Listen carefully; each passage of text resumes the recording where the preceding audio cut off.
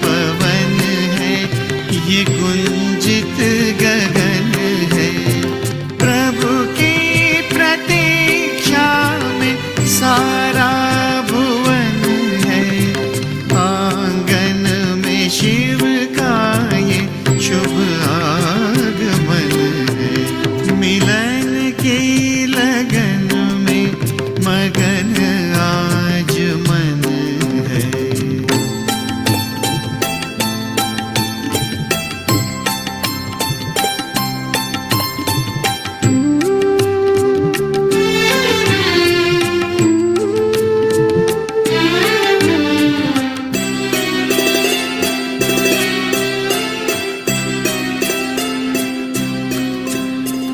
धड़कन की तारे उससे जुड़ी है। राहों में अपलक निगाहें गड़ी है। धड़कन की तारे उससे जुड़ी है। राहों में अपलक निगाहें गड़ी है। घड़ी ये बड़ी दे रही सुख सघन है। घड़ी ये बड़ी दे रही सुख सघन है। आंगन में शिव का ये शुभ आगमन है। मिलन की लगन में मगन आज मन है। ओम शांति। प्रभु मिलन का यह संगम युग, जन्मों से जिसकी राह देखा करते थे, 2 युगों से जिसको पुकारा था, दर दर धक्के खाते हुए जिसकी खोज कर रहे थे, आज जब हम प्रभु मिलन मनाते हैं, और सिर्फ मुरली के समय नहीं लेकिन संगम युग के हर पल ऐसा अनुभव होता है कि बाबा मेरे साथ कंबाइंड है। वो और मैं कभी जुदा हो ही नहीं सकते। खाते पीते चलते कर्म करते सोते जागते कहीं भी आते जाते, बस मेरा वो सदा का साथी और उसके साथ मिलन मनाने वाली मैं परम सौभाग्यशाली, उसकी सजनी, भगवान की साथी। ऐसी बहुत सुंदर अनुभूति के साथ हम सबका यह संगम युगी जीवन चल रहा है। संगम युग में जो प्रभु मिलन की मौज हम मनाते हैं, इसमें इतना सुख है कि हमारे जन्म जन्मांतर के कार्मिक अकाउंट के हिसाब से अगर कोई भी तरह का दुख, कोई तकलीफ सामने आती भी है, तो उसको सहने की शक्ति इस सुख में है। वो दुख भी फीका पड़ जाता है। ऐसा परम स्तर का सुख बाबा हमें देते हैं। जैसे अपना एक गीत बना हुआ है, तेरे प्यार में जो सुख मिलता है उसके आगे सब कुछ फीका। तो एक बार ऐसे ही चिंतन चल रहा था कि सब कुछ फीका माना जो प्राप्तियां हो रही है, जो इंद्रियों के सुख मिल रहे हैं, जो चीजों से साधनों से सुख मिलता है, सिर्फ वो सुख फीका नहीं पड़ा, उसकी आकर्षण तो खत्म हो ही गई, लेकिन किसी भी तरह का दुख भी अब हमें प्रभावित न करे। मेरी खुशी के लेवल को, मेरी आनंद की उस अवस्था को 1% भी नीचे न लेकर आए। वो बेअसर हो गया, चाहे दुख है संसार का, चाहे सुख है, सब फीका हो गया। ऐसा गहरा रंग प्रभु के प्यार का, उस मिलन की मस्ती का हम सब पर चढ़ा। तो ऐसे ही मिलन की लगन में मगन रहने वाले बच्चों के प्रति सर्वहितकारी प्यारे शिव बाबा के आज हम महावाक्य सुनेंगे। चले प्यारे बाबा के सामने बहुत नजदीक बाबा के बैठकर बस मैं और मेरा बाबा, दादी के तन में पधारे बाप दादा और मैं आत्मा, बाबा का एक एक शब्द, एक एक महावाक्य पूरी एकाग्रता के साथ अर्जुन बनकर, चात्रक बनकर हम सुनते जाएंगे और उसका स्वरूप बनते जाएंगे। आज की बाबा की मुरली 5 दिसंबर 1983 की मुरली का सार है, संगम युग, बाप बच्चों के मिलन का युग। संगम युग, बाप बच्चों के मिलन का युग। तो आज सभी मिलन मेला मनाने के लिए पहुंच गए हैं। ये है ही बाप और बच्चों के मधुर मिलन का मेला, जिस मिलन मेले के लिए अनेक आत्माएं अनेक प्रकार के प्रयत्न करते हुए भी बेअंत, असंभव व मुश्किल कहते इंतजार में ही रह गए। देखिए, अपने भाग्य को महसूस करें। हम जिस मिलन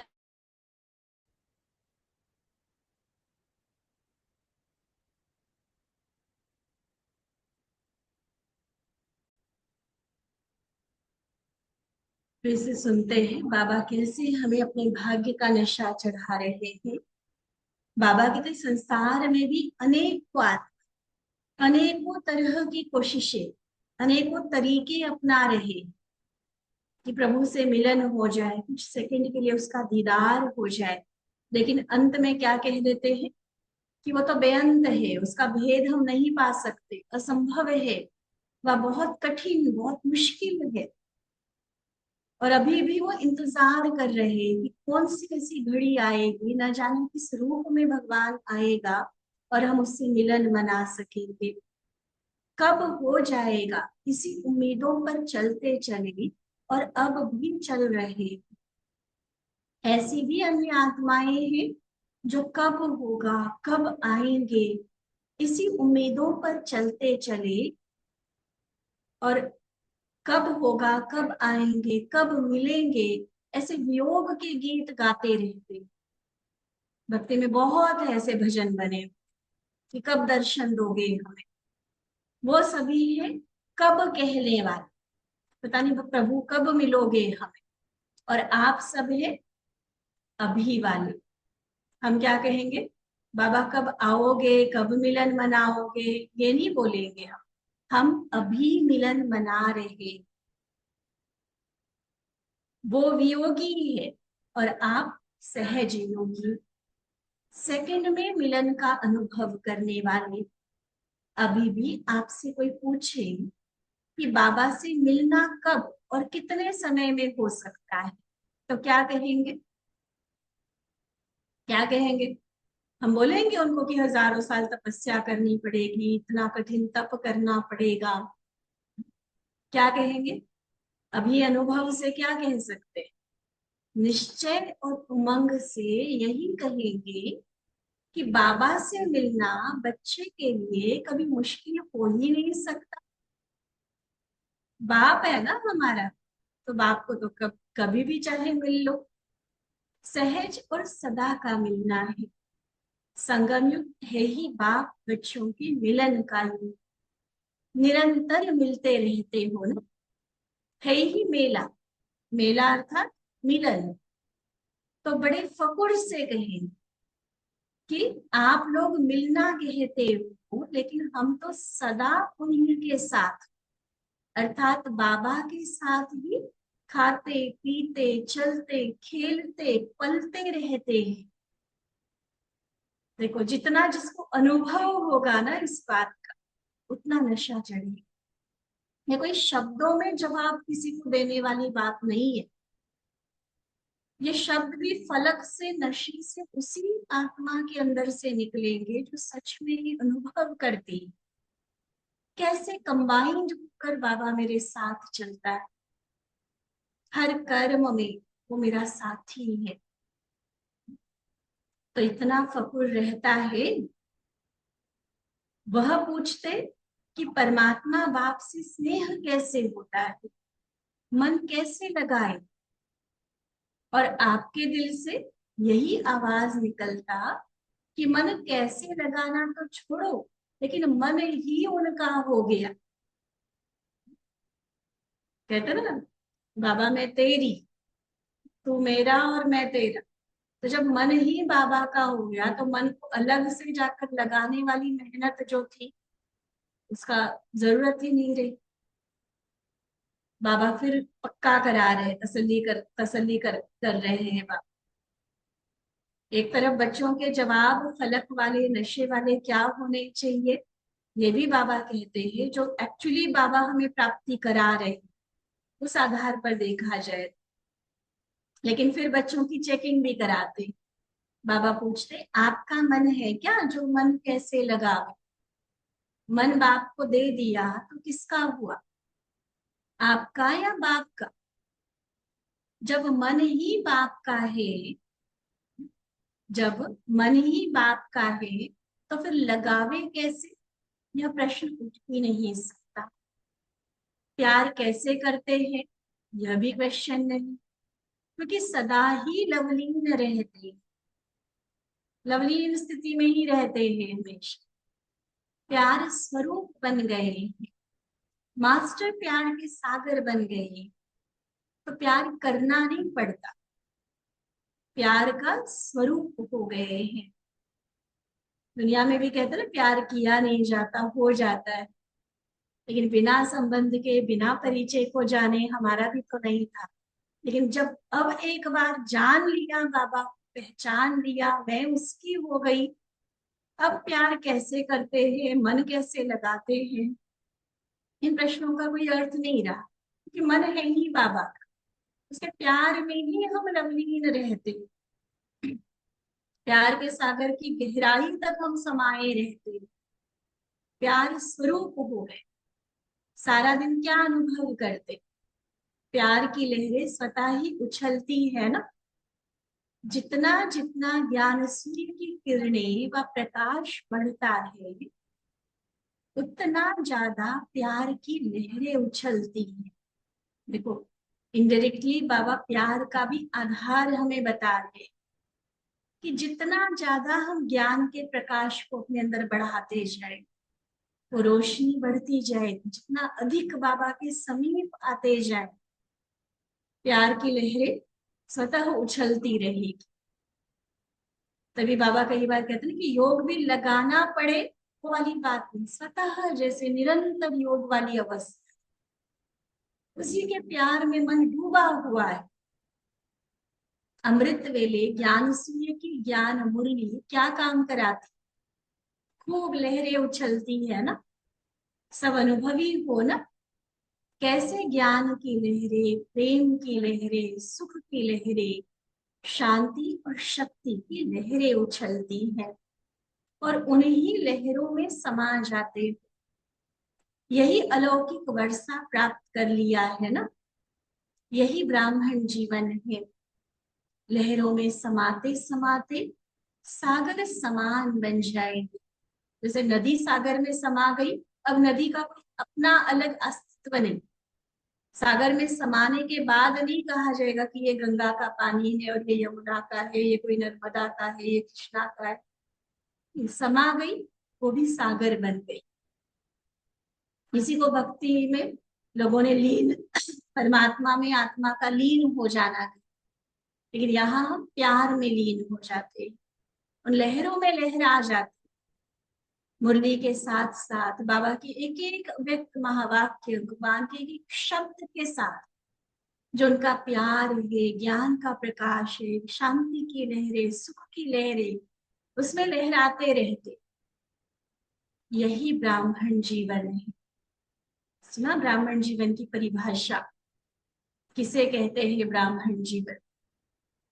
लहरों में समाते समाते सागर समान बन जाएंगे। ऐसा ही मेला मनाते रहते हो, वह भी मनाने आए। ब्राह्मण बनकर अगर सागर में समाने का अनुभव नहीं किया तो ब्राह्मण जीवन की विशेषता ही क्या है। आज जो हम ब्राह्मण जीवन को देवताओं से भी ऊंचा कहते हैं, वो इस प्रभु मिलन की विशेषता के कारण ही तो है। और ब्राह्मण बनकर भी अगर बाबा के प्यार का, उस अतीन्द्रिय सुख का, असीम शांति का अनुभव नहीं किया, तो फिर ब्राह्मण और जो ज्ञानी शुद्र आत्माएं, उनमें फर्क ही क्या है? विशेषता ही यही है ना। इस विशेषता को ही वर्षे की प्राप्ति कहा जाता है। सारे विश्व के ब्राह्मण इसी अलौकिक प्राप्ति के अनुभव के चात्रक है। अभी भी सर्व चात्रक बच्चे बाप दादा के सामने हैं। और बाबा का सर्व से भाव क्या है? सिर्फ उस समय जो मेडिटेशन हॉल में या ओम शांति भवन में जितनी आत्माएं बाबा के सामने बैठी है, सिर्फ उतनी ही साकार में सम्मुख आत्माओं को नहीं देख रहे हैं। बाप दादा के आगे बेहद का हॉल है। जितने भी बाबा के बच्चे भगवान है, वो ऐसे थोड़ी भगवान कहलाए। उसके लिए इस साकार दुनिया की हदें, यहाँ की लिमिटेशंस काम नहीं करती। बेहद की दृष्टि में बाबा देख रहे हैं। इस हॉल में भी सभी नहीं आ सकते। आज लाखों आत्माएं हैं। मान लो कभी किसी दिन हम प्रोग्राम बना ले कि चलो सभी ब्राह्मणों को इकट्ठा करते हैं, पॉसिबल हो पाएगा? देश विदेश में देखो कितनी सारी ऐसी ब्राह्मण आत्माएं, लाखों के अंदाज में। तो एक हॉल में तो इकट्ठा ही नहीं सकते, लेकिन सभी बच्चे दूरबीन लेकर बैठे हैं। साकार में भी दृश्य, दूर का दृश्य सामने देखने के अनुभव में बाप दादा भी बच्चों के सहज श्रेष्ठ सर्व प्राप्ति को देख हर्षित होते हैं। बाबा की दूरबीन से याद आया, जब डायमंड हॉल बना था शांति भवन में, तो सिर्फ हम एक ही बार मिले थे, उस समय का याद नहीं, लेकिन डायमंड हॉल जब बना बहुत बड़ा था और अभी स्क्रीन नहीं लगी हुई थी वहां पर। अभी तो बड़े बड़े स्क्रीन लगे हुए हैं ना, चाहे कितना भी पीछे बैठो, बहुत अच्छे से बाबा या स्टेज पर जो भी गतिविधि चल रही है, कोई प्रोग्राम चल रहा है, उसको हम अच्छे से उसका आनंद ले सकते। तो उस टाइम स्क्रीन नहीं लगे हुए थे, छोटे छोटे टीवी थे, या मुझे ध्यान पे नहीं है। तो हम लोग ना दूरबीन लेकर जाते थे, सच में जो दूरबीन होती है ना, बचपन में सभी ने यूज किया। तो दूरबीन लेकर जाते थे कि बाबा को ना नजदीक से देखे, क्योंकि बैठे कहीं बहुत पीछे तो खैर हम कभी नहीं बैठे, लेकिन जहां भी बैठे, जैसे हॉल के बीच में है, थोड़ा बीच से आगे है, और छोटे छोटे जब जाते थे तो ऐसे लगता था कि नहीं, बाबा को ना बहुत नजदीक से देखना है। तो दूरबीन से भी देख लेते, दूरबीन को घुमाकर बिल्कुल बस बाबा ही दिख रहा है ऐसा। अब तो खैर स्क्रीन का हो गया, तो इन चीजों की अलग से जरूरत नहीं पड़ती है। बहुत अच्छे से क्लोजअप में वीडियो आ जाता है, ऐसे लगता है बस बाबा मुझे ही देख रहा है। तो बाबा देख, बच्चों की तो वो साइंस वाली स्थूल दूरबीन हो गई, चीज हो गई है ना, लेकिन बाबा के पास वो दूरदर्शी वाली दृष्टि है, जो चाहे साकार में बच्चे दूर दूर तक भी बैठे हैं, चाहे सामने साकार में नहीं है, पूरे विश्व में जहां कहीं भी बैठे हुए। बाबा मिलन के टाइम ये भी नियम जरूर था सबका, कि भले हम मधुबन नहीं गए, लेकिन वो जो 6 से 10 या नए साल शिवरात्रि पर 6 से 12, 12:30 तक भी बाबा रहते थे, तो हम लोग सेंटर पर इकट्ठा जाकर योग करते थे उस समय। ना लाइव चलता था, ना सुनता था, ना देखते थे, लेकिन वो योग का समय होता कि जैसे हम साकार में तो यहाँ बैठे हैं अपने अपने सेंटर पर, लेकिन हम अव्यक्त रूप में, सूक्ष्म रूप में बाबा के पास गए हुए। ये बहुत अच्छे से दीदिया पक्का कराती थी। अब साइंस ने कुछ चीजें आसान तो कर दी है कि प्रैक्टिकल बाबा क्या कह रहा है, क्या वहां हो रहा है, हमें यहाँ बैठे दिखाई सुनाई देता है, लेकिन वो लगन अगर देखे, वो नए बच्चों में नहीं दिखाई देती। अभी भी बाबा मिलन की जो डेट्स होती है, कितने भी है संसार के काम धाम, जितनी जिम्मेवारी, सारा समय तो कर रहे हैं।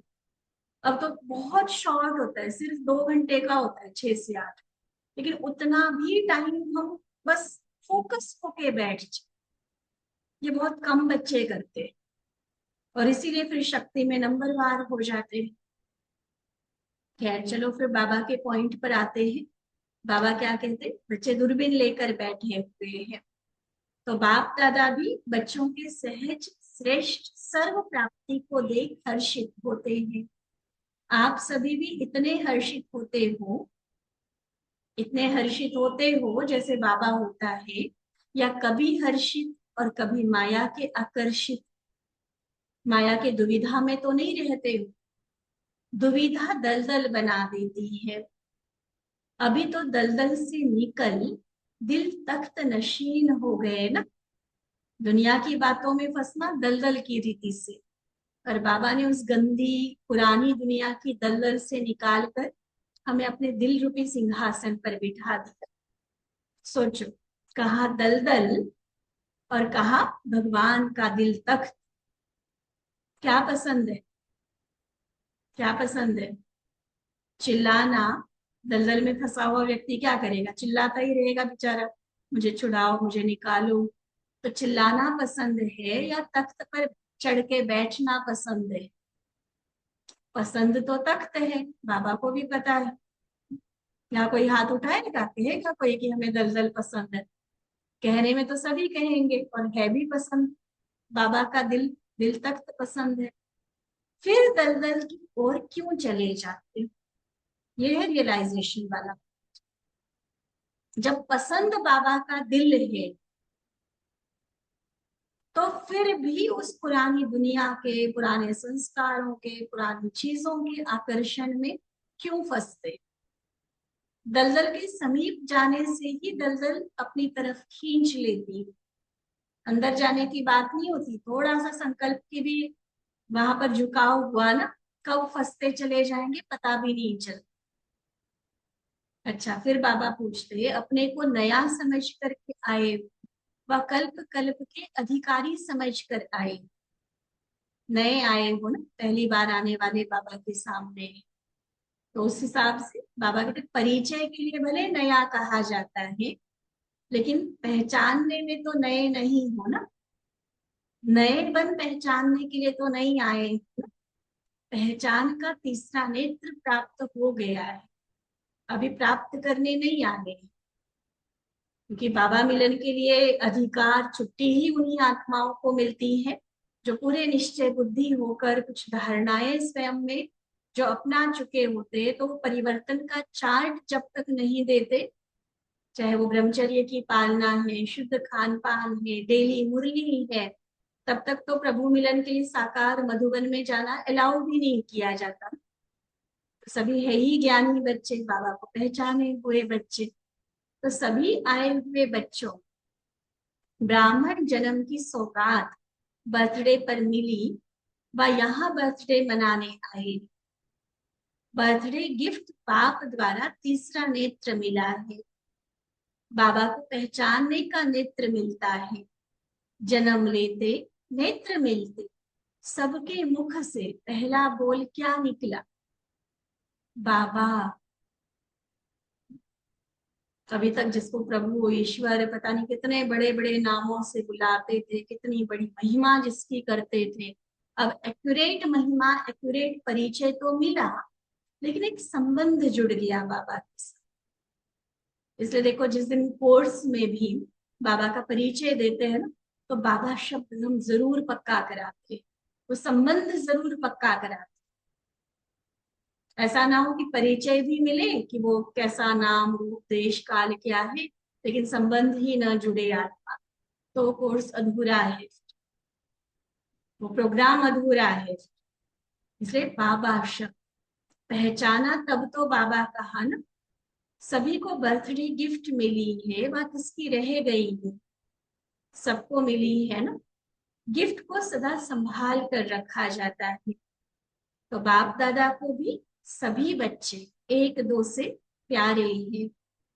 फिर बाबा की नजर गई दादियों की तरफ। बाबा कहते, बाबा के संग का रंग लगा है, समान बाप बन गई ना। आप में सदा क्या दिखाई देता है? बाप दिखाई देता है। तो संग लग गया ना। कोई भी आपको देखता है तो बाबा की याद आती, क्योंकि समाये हुए हो, समाये हुए समान हुए। इसलिए विशेष स्नेह और सहयोग की छत्र छाया है, स्पेशल पार्ट है और स्पेशल छत्र छाया खास वतन में बनाई हुई है, इसीलिए सदा हल्की हो। कभी बोझ लगता है? नहीं। दादियों ने जवाब दिया, नहीं। छत्र छाया के अंदर हो ना, बहुत अच्छा चल रहा है। बाप दादा भी देख देख कर हर्षित होते हैं। उसके बाद बाबा की अलग अलग पार्टियों के साथ मुलाकात है। बाबा कहते, पूछते हैं बाबा कि सारे विश्व में हम विशेष आत्माएं हैं, यह स्मृति सदा रहती है। विशेष आत्माएं सेकंड भी, एक संकल्प एक बोल भी साधारण नहीं कर सकते। जो दुनिया वाले सोचते, जो दुनिया वाले बोलते करते, जिस तरह से व्यवहार में आते, विशेष आत्माएं उस साधारण रीति से नहीं चल सकती है। ना संकल्प साधारण होगा, ना बोल, ना कर। क्यों? क्योंकि हम है ही सारे विश्व में विशेष आत्मा। तो यही स्मृति सदा समर्थ बनाने वाली है। समर्थ आत्माएं हैं, विशेष आत्माएं हैं, यह नशा और खुशी सदा रहे। नोट करते हैं ना सभी मुरली? देखो, क्या खुशी और नशा रहे कि मैं समर्थ आत्मा हूं, मैं विशेष आत्मा हूं। समर्थ माना व्यर्थ को समाप्त करने वाले। जैसे सूर्य अंधकार और गंदगी को समाप्त करता है, ऐसे समर्थ आत्माएं व्यर्थ को समाप्त कर देती हैं। व्यर्थ का खाता खत्म। श्रेष्ठ संकल्प, श्रेष्ठ कर्म, श्रेष्ठ बोल, संपर्क और संबंध का खाता सदा बढ़ता रहे। ऐसा अनुभव है। हम है ही समर्थ आत्माएं। यह स्मृति आते ही व्यर्थ खत्म हो जाता। विस्मृति हुई तो व्यर्थ शुरू हो जाएगा। स्मृति स्थिति को स्वतः बनाती है। बहुत बड़ा फॉर्मूला है ये। कोई भी साइकोलॉजिस्ट दुनियावी हमें ये बात नहीं बता सकता है, जो खुद शिव बाबा ने हमें बताई। क्या कहा बाबा ने? स्मृति स्थिति को स्वतः बना। मेरी स्थिति खराब है, मेरा मूड खराब है, मेरी मेंटल कंडीशन ठीक नहीं है, ये रियलाइज करना एक बात। तो दुनिया में भी लोगों को पता चल जाता है कि मैं ठीक नहीं हूँ, मानसिक रीति से कमजोर हूँ, पता चलता है उनको। लेकिन अब उसको मजबूत कैसे बनाया जाए, उस स्थिति को, उस मूड को, अवस्था को, मेंटल कंडीशन को पावरफुल कैसे बनाया जाए, वो तरीका उनको नहीं पता है। क्योंकि स्थिति का आधार जो स्मृति है, वही उन्हें नहीं पता कि स्मृति क्या है, क्या मुझे याद रहता है। देखो, हर एक के जीवन में अच्छी बुरी हर तरह की घटनाएं होती, फायदा भी होता है, घाटा भी होता है, प्राप्ति भी है, लॉस भी है ना, सब तरह की बातें। प्यार भी मिलता है, रिस्पेक्ट भी मिलता है, कहीं कहीं अपमान भी होता है। लेकिन मुझे कौन सी बातें स्मृति में रहती, इस पर डिपेंड करता है कि मेरी स्थिति क्या हो। नॉर्मली हम कहते हैं कि जो भी कुछ हमारे आसपास चल रहा है वैसा हम रहते हैं। मान लो खुशी का माहौल है, तो एक्सपेक्टेड यही होगा कि सब खुश रहे। लेकिन उसमें से अगर कोई व्यक्ति, अगर कोई पुरानी बातों को याद कर रहा है, फलाने ने ऐसा किया था, मेरे साथ ये हुआ था, अपनी लाइफ की कोई ट्रेजेडी को याद कर रहा है, तो क्या होगा?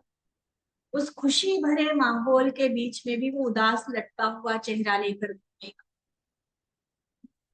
हम सभी ने कई ऐसी आत्माओं को देखा है, बड़ा अच्छा सेलिब्रेशन चल रहा है, संगठन का प्रोग्राम है, और उसमें कोई ना कोई आत्मा मतलब इवन रोने तक शुरू कर देती,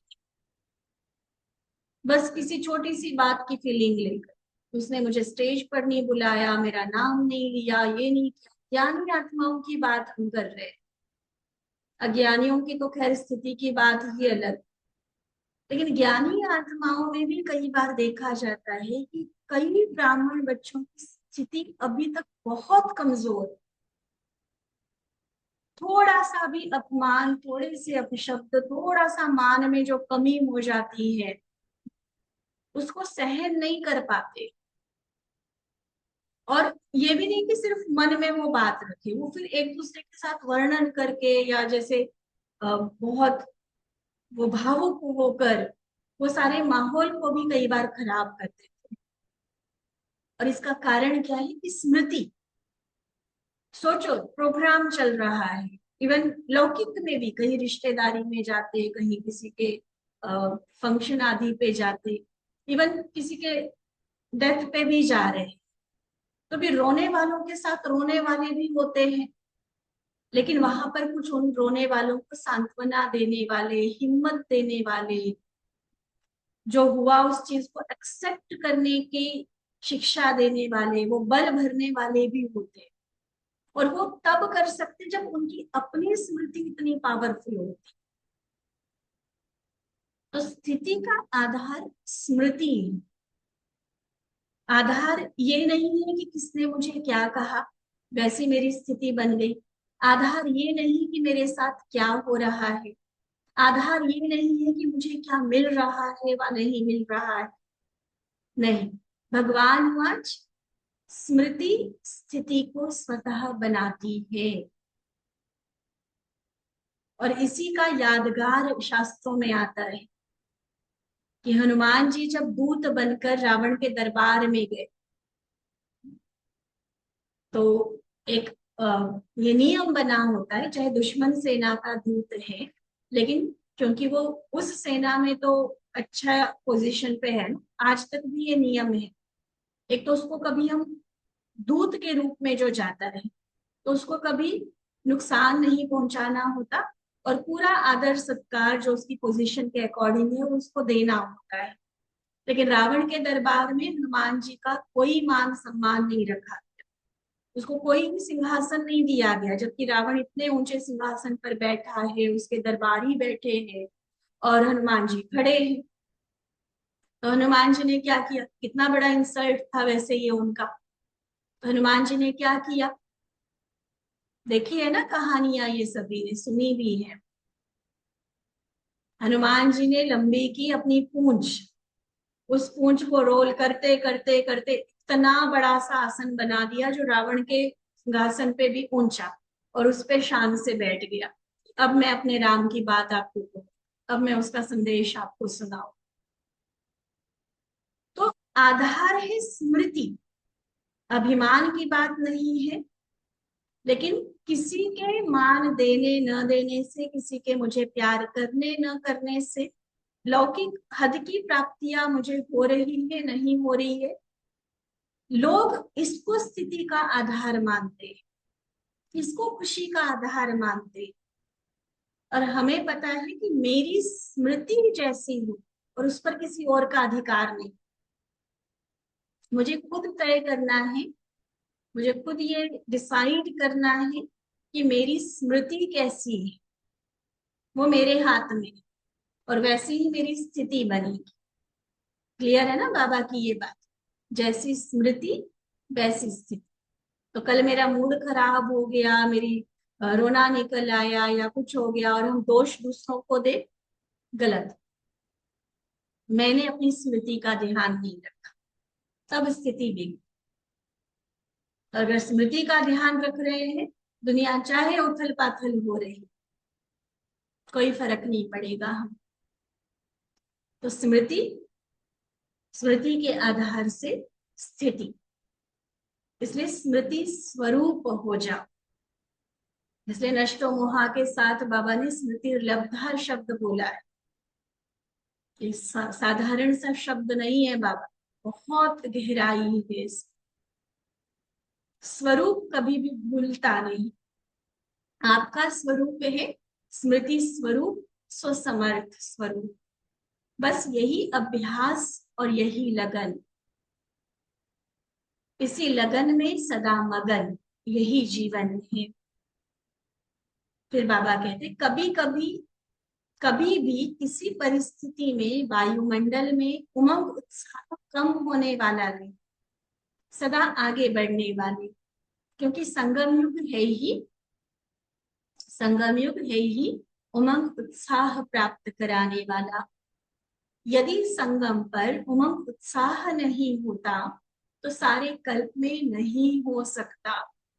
भगवान मेरे साथ होते हुए भी मैं मुरझाई हुई रहूं तो सारे कल्प में तो क्या हाल है। इसलिए संगम युग पर जो भरना है खुद के अंदर ना, जो संस्कार डालने हैं कभी डाल, अब नहीं तो कभी नहीं। ब्राह्मण जीवन ही उमंग उत्साह की जीवन है। जो मिला है वह सबको बांटे, यह उमंग रहे। और उत्साह सदा खुशी की निशानी है। उत्साह वाला सदा खुश रहेगा। उत्साह रहता, क्यों उत्साह है? बस जो पाना था पा लिया। सदा अचल अडोल स्थिति में रहने वाली अंगद के समान श्रेष्ठ आत्माएं हैं। इसी नशे और खुशी में रहो, क्योंकि सदा एक के रस में रहने वाले, एक रस स्थिति में रहने वाले सदा अचल रहते हैं। तो उसके लिए क्या सम्मान दिया बाबा ने कि मैं अंगद हूं। अंगद कौन? सदा अचल अडोल स्थिति में रहने वाले। ये भी अंगद का मिसाल है ना। रावण ने बड़ा अपमान किया, अंगद ने कहा कि मेरा पैर हिला के दे। अगर आप में से कोई भी रावण के दरबार में चैलेंज किया उस, बड़े बड़े बलशाली राक्षस वहां बैठे हुए थे, खुद रावण इतना शक्तिशाली था, और ऐसे शक्तिशाली राक्षसों के बीच में एक वानर, अंगद तो वानर दिखाया है, और उसने चैलेंज किया कि ये पैर मैंने रखा, अब इसको जो आपके, आप या आपका दरबारी कोई हिला के दिखाए तो सीता तुम्हारी। तो दिखाते ना, सबने कोशिश किया उसका पैर हिल जाए, टस से मस नहीं हुआ पैर। और जैसे ही रावण आया झुकने लगा पैर हिलाने के लिए, उसने पैर हटा दिया कि झुकना है तो मेरे राम के आगे झुक। ये सारी शास्त्रों की कहानियां अभी की है। फिर कहते हैं कि वानर सेना में से किसी ने, जब सारा समाचार उसने राम को सुनाया तो किसी ने पूछा कि तुमने ये किस हक से किया कि सीता तुम्हारी करके, कि मेरा पैर हिलाया तो सीता तुम्हारी, अगर कोई हिला देता तो कितनी फलक वाली बात उसने कही कि पैर को हिलने देना है या नहीं देना है। किसकी जिम्मेवारी थी? जिसकी सीता थी, तो उसने नहीं हिलने दिया। तो यहाँ पर देखो दो बातें आती, एक तो अपनी स्थिति अपनी पावर को भी मेंटेन रखना, और उतना ही फिर भरोसा बाबा के ऊपर भी कि वो करण करावनहार, मेरे लिए जिम्मेवार वो है। कई बार होती है परिस्थिति ऐसी जो हमें लगता है कि मेरे बस की बात नहीं है, लेकिन बाबा के बस की बात नहीं, ऐसा तो कोई परिस्थिति नहीं होगी। तो खुद को तो पावरफुल हमें बनाना ही बनाना है, लेकिन फिर बाबा को भी कंबाइन रखना है।